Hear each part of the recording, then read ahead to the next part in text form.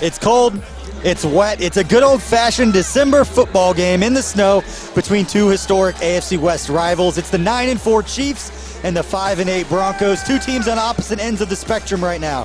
The Chiefs wrapped up their fourth straight AFC West title last week against the Patriots, and we've still got 3 weeks left to play. While the Broncos will use the rest of their season hoping to avoid a third straight losing season, and also finding out if Kansas City native Drew Lock is their answer at quarterback. The early returns have been positive, but let's see how he does against a red-hot Chiefs defense with a chip on their shoulder, even after taking care of business last week against the New England Patriots. I'm Chiefs reporter BJ Kissel, joined alongside 10-year NFL veteran Shawn Barber as we break the matchup down here on Field Pass. And we'll be joined in a little bit by former Chiefs head coach Dick Vermeil. You are not going to want to miss that. But before we get started, before we go to Matt McMullen, who's got the inactives, and we have some good news for Chiefs fans. Shawn, this weather, it is going to be a factor, and we are out here embracing the elements. It's going to be some fun. Hey, man, it was coming down a lot harder about 30 minutes ago, but it's kind of lighting up. A snow game, the excitement, the fans, the coaches, the players. I think everybody here at Arrowhead Stadium is excited to see what we can do today. Hey, they just had the snow blowers out here. They're actually snow blowing every 5 yards to get those line markers. They're snow blowing the end zone right here, so you can see where the Chiefs are hopefully going to get all those touchdowns today as they try to continue their dominance that they've had recently against the AFC West. They've won 27 of their last 30 games within the division. That is amazing. And looking for their 9th straight win against the Denver Broncos, but it's not going to be easy. We're going to break down the Drew Lock storyline because everybody's been talking about it all week, but there's going to be a lot of emotion for him coming into this one. Yeah, division dominance begins with beating the teams in your division, and Drew Lock is the future of the Broncos. Yep. If we want to keep that division dominance rolling, it starts and stops with Drew Lock. Absolutely. Right now, let's throw it to Matt McMullen, who had our inactive players, because there are some key guys for both teams that were questionable coming into this game. So right now, let's throw it to Matt and see what we got.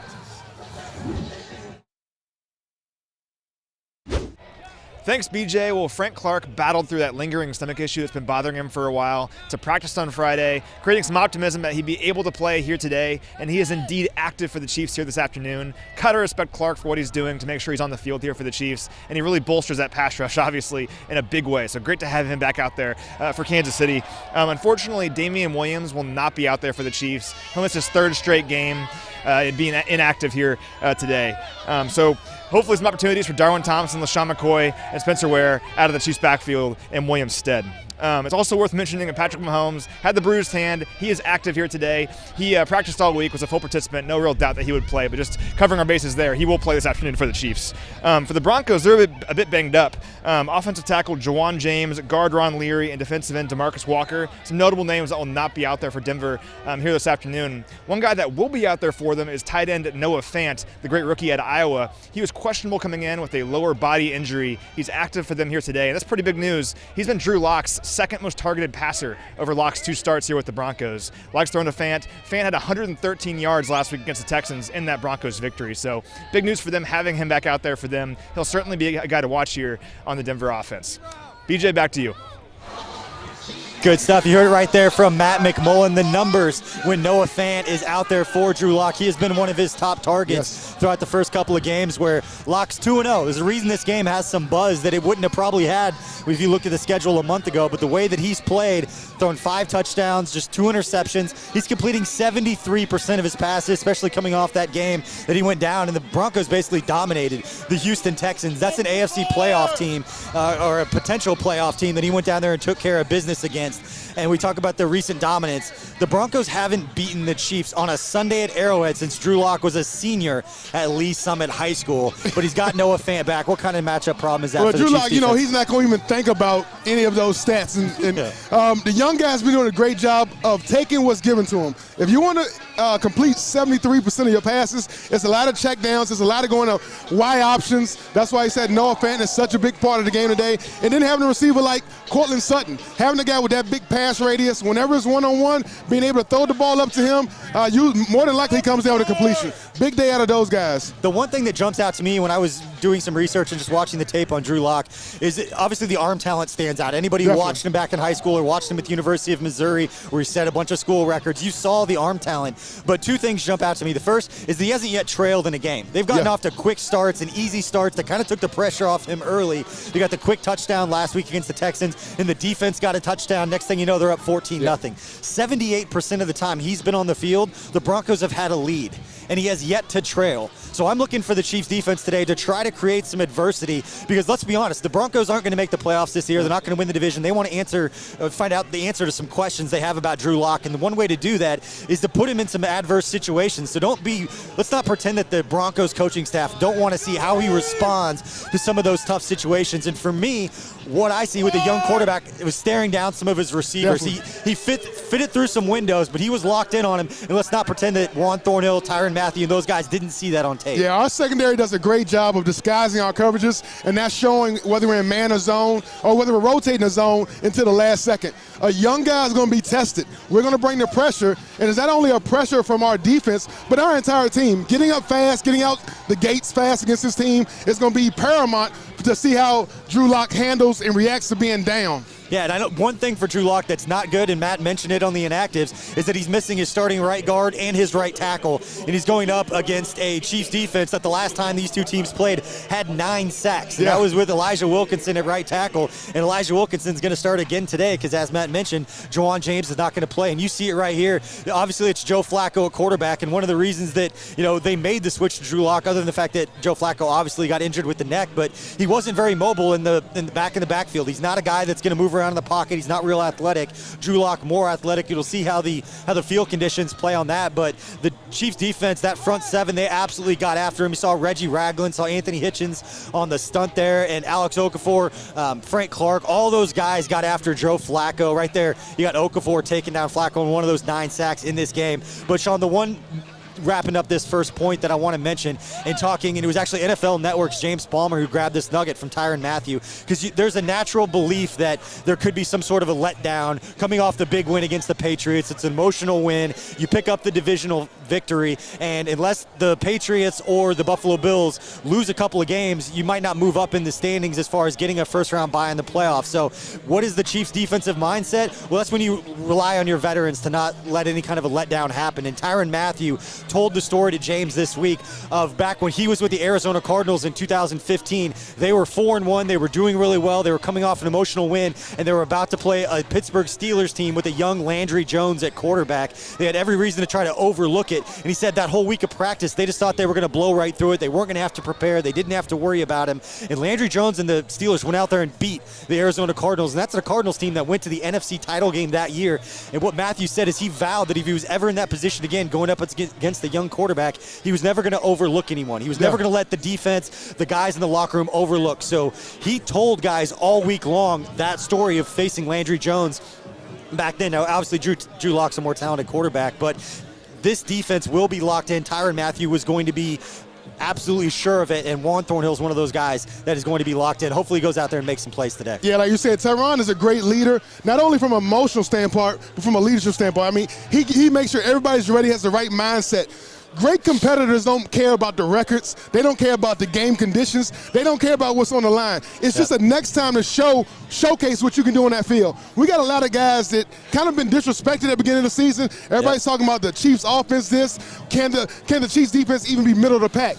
I don't think anybody on this defense thinks of themselves as middle of the pack. They see themselves as being great, and they're going to show out here the next phase of that, the next step of that is here today. Absolutely, and one thing Tyrann Mathieu talked about, no one's going to remember how the defense played at the beginning of the year if they continue building and playing like they have the last 3 weeks, and the numbers back all that up. So right now, we are going to send it to one of our favorite segments in Story Time with Mitch Holtis, who's going to take us back to that 2015 matchup against the Denver Broncos. It's really hard to flip a football in a spatula. It's really hard to flip a rivalry series in the National Football League. But that's what's happened between the Chiefs and the Broncos. Interesting, since 1960, when these two original AFL teams started going at each other, this rivalry has been real streaky. The Chiefs had 11 straight victories in the early days of the AFL when the Broncos were trying to find themselves and had those ugly socks. Things changed. Denver flipped it in the late 70s with Orange Crush, and then John Elway showed up, making things interesting for the Chiefs. And Kansas City would roar back, but when Peyton Manning showed up, it led to 7 straight Bronco victories over the Chiefs.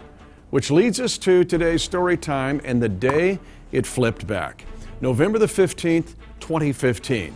Peyton Manning was on the verge of setting the all-time NFL passing record. He did so later that day, but the Chiefs' kingdom remembers it for the first 10 possessions of the game for the Broncos. 6 punts, 4 interceptions. Peyton Manning, one of the greatest to ever play quarterback in the 100 years of the National Football League, had a quarterback rating at halftime of 0.0. What's also interesting in this game was seeing a big hit in the second quarter later by Dirty Dan Sorensen, who was just making his presence felt in the Chiefs' kingdom in that secondary. Kansas City would pick up a touchdown from Charkandrick West. Cairo Santos added some field goals, but it was the defensive dominance of Peyton Manning that was the real story of the game. In fact, it even came to a point where Peyton Manning was benched in the game, and they put Brock Osweiler in, who threw an interception. Now that flipped the series because Kansas City has won 8 straight against the Broncos. They're looking for 9th in this week's showdown game at Arrowhead Stadium against former Kansas City Summit native Drew Lock. Peyton Manning, of course, would rally. He'd go on to win Super Bowl 50 with a great defense. But the Chiefs' kingdom will remember November the 15th, 2015 as the day the rivalry flipped back to the red, white, and gold. Good stuff there from Mitch Holtis talking about that game that we all remember, Chiefs-Broncos back in 2015. And somebody else now that joins us, a special guest that knows something about the Chiefs and Broncos right now, and former Chiefs head coach Dick Vermeil. Coach Vermeil, we talked about it. We actually have a play right now because you're an offensive guy. Andy Reid's an offensive guy. And I want to know what kind of appreciation you have for his ability to design, create plays.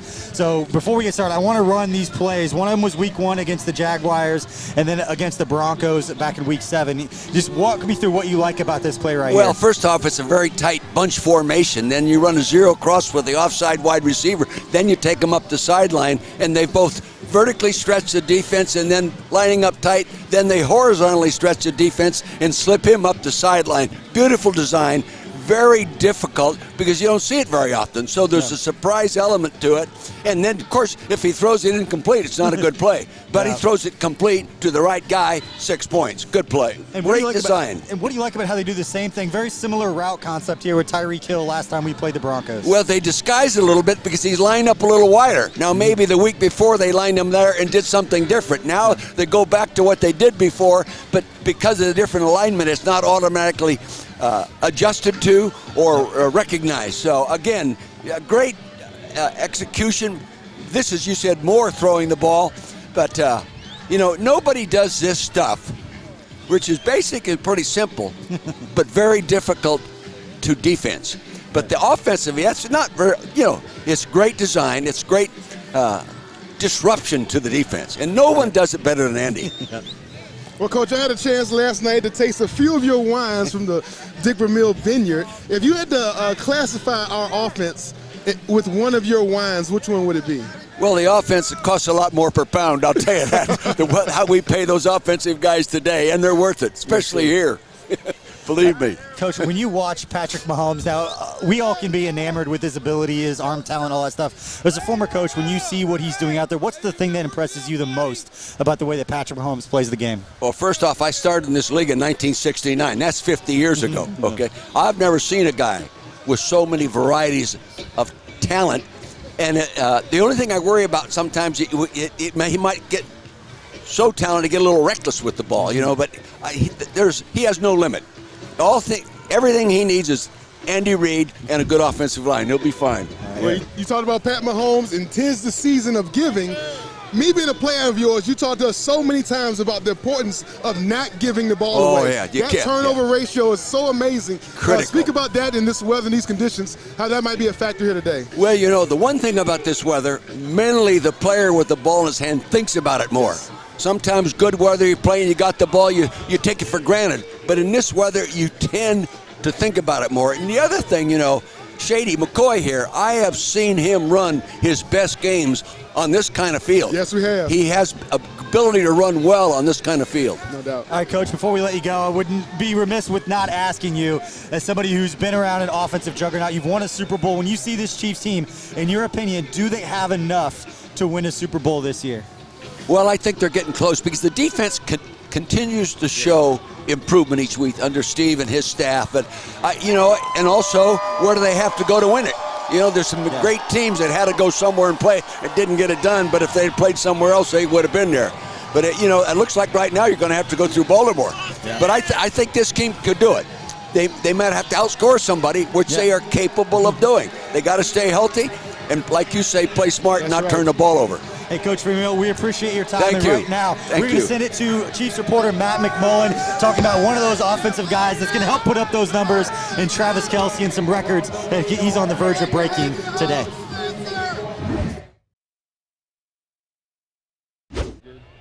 Thanks, BJ. Well, we've talked a lot this season about Travis Kelce hitting 1,000 yards. He's just 11 yards shy of reaching that mark. And when he hits it, he'll be the only tight end in NFL history to have 4 straight seasons with 1,000 yards. Pretty impressive. But there's also another stat we haven't talked much about. With 56 yards this afternoon, Kelce will have the most receiving yards by a tight end in NFL history through their first 7 seasons, passing Jimmy Graham. We've gotten pretty used to what Kelce does around here. We're just used to him having 100 yards whenever or 1,000 yards every season, but it's pretty remarkable. And this is pretty incredible for what a tight end is doing here in the NFL. BJ, back to you.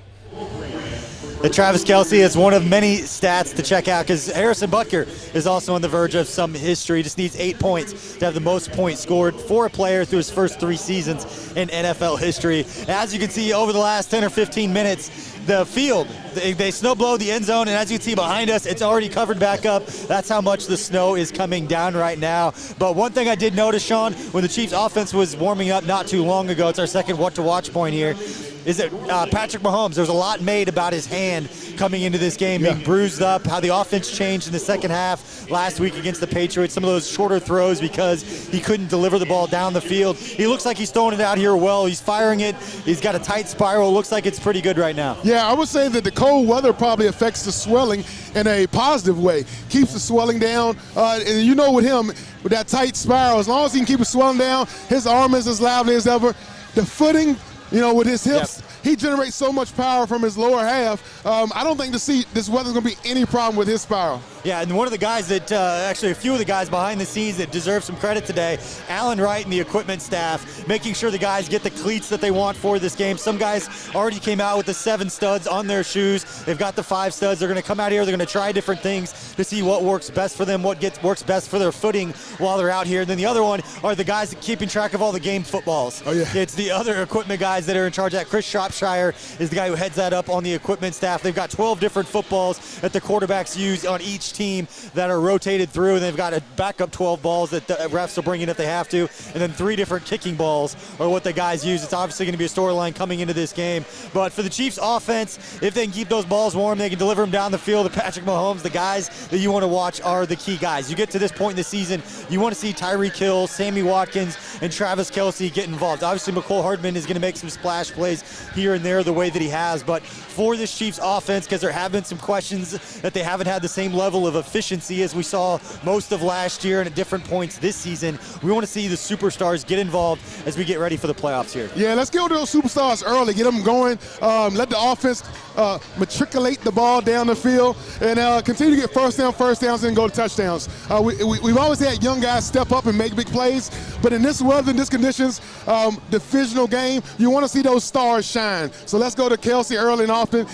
Cheetah, let him loose. Pat Mahomes, let's do it. See, everybody always talks about the weather being how it's going to affect Tyreek Hill. Can he not be as fast because he's not coming in and out of his breaks? I actually think it's the opposite. I think it's harder for the defender because they're in a reactionary mode. I mean, you played this game. If you're out there covering circle routes and all different kinds of things with those quick backs out of the backfield, that's a lot harder for you because you're having to react to the offensive guy. Yeah, there's such great athletes on the offensive side of the ball, whether it's a halfback or a cheetah running a route.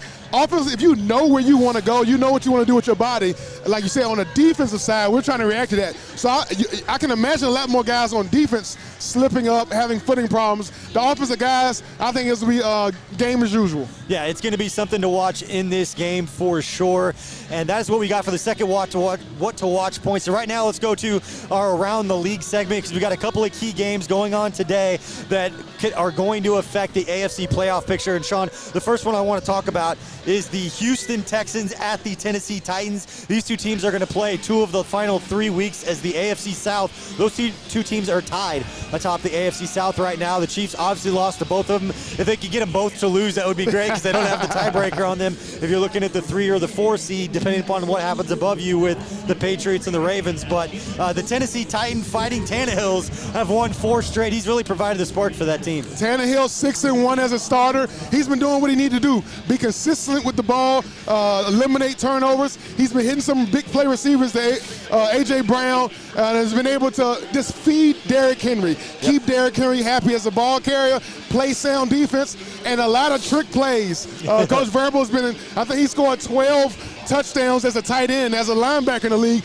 going to the other side of the ball. So always look for the Titans in their trick plays. Hey, let's give this guy some credit. Last week, you were the one who called A.J. Brown because you said Corey Davis is one of those guys. Like, no, A.J. Brown's going to get involved. Went for over 100, got into the end zone. So definitely a good call there. I want to give you a shout out. Give you a shout out when you nail that one. But yeah, that's definitely a big one to watch with the Texans and the Titans. And the other one to watch is tonight. It's Sunday Night Football. It is the Buffalo Bills at the Pittsburgh Steelers. How does Buffalo bounce back after that emotional loss? They all got up for that game against the Ravens, and we saw the Ravens go and take care of business. How do they come back off of that game with a Buffalo team that's still a lot better than teams are getting credit for? Their head coach, Sean McDermott, is a mastermind at playing the mental game on the positive side for his team. Yep. He's having those guys believe in that Bills Mafia mentality. And the whole team, the fans, the whole state are all behind the Buffalo Bills. I think they still think they can get the Patriots and win the AFC East. And the Steelers, with Duck Hodges the quarterback, they've got a little momentum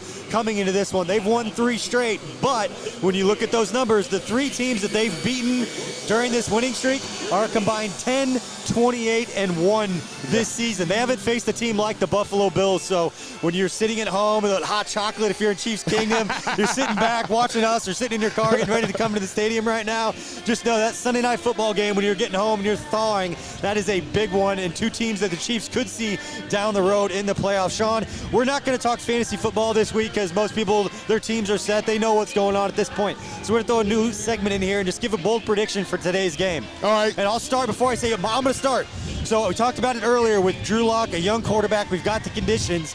But talking with these defensive backs, talking with Juan Thornhill, going up against a young quarterback. Obviously, he's a young player too, but he thinks he can get a jump on some of these routes. He thinks that Drew Lock, he might start looking to the left, and he might go off his first read, but he doesn't see him a lot going all the way to the opposite side of the field. So look for Juan Thornhill to use those instincts and try to get his hands on a couple of balls, whether it's Thornhill or whether it's Tyrann Mathieu. I expect one of those guys to get a couple of interceptions in today's game.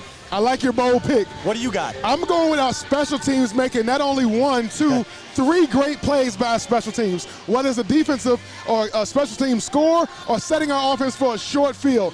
Big returns from our special teams. Coach Tobe talked about it. McCole Hartman is about to bust. He's about to explode on this league. And I think today's game is the game where he actually comes alive and puts our team in great scoring position. He's one of those guys that's going to make plays, and we've seen it with Dave Tobe and his special units throughout. They've played better the last few weeks. A lot of eyes on them earlier in the year. And now let's wrap up this show, Shawn. And we talked about it earlier. Drew Lock, it's his homecoming. He's got a lot that he's got to figure out, making his 3rd career start anyway. But when you add in the fact that he's coming home, he's got more than 50 family members and friends and former teammates from high school and college that are here watching him. How does he handle this moment is one of the biggest storylines for today. Man, I think he'll start off the game hot. He'll start off the game trying to make plays. Look for him trying to make more plays with his legs than usual, trying to put so much on his shoulder, trying to show everybody how good he is.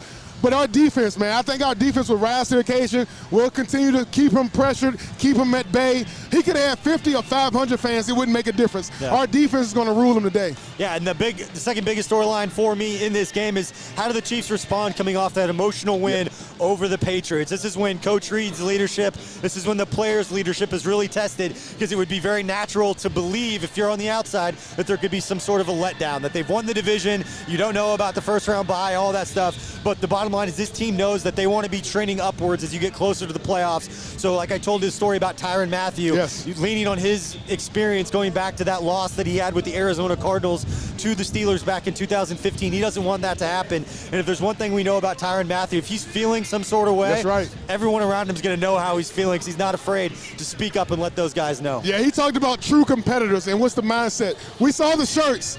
The West is not enough, and it Love begins here today.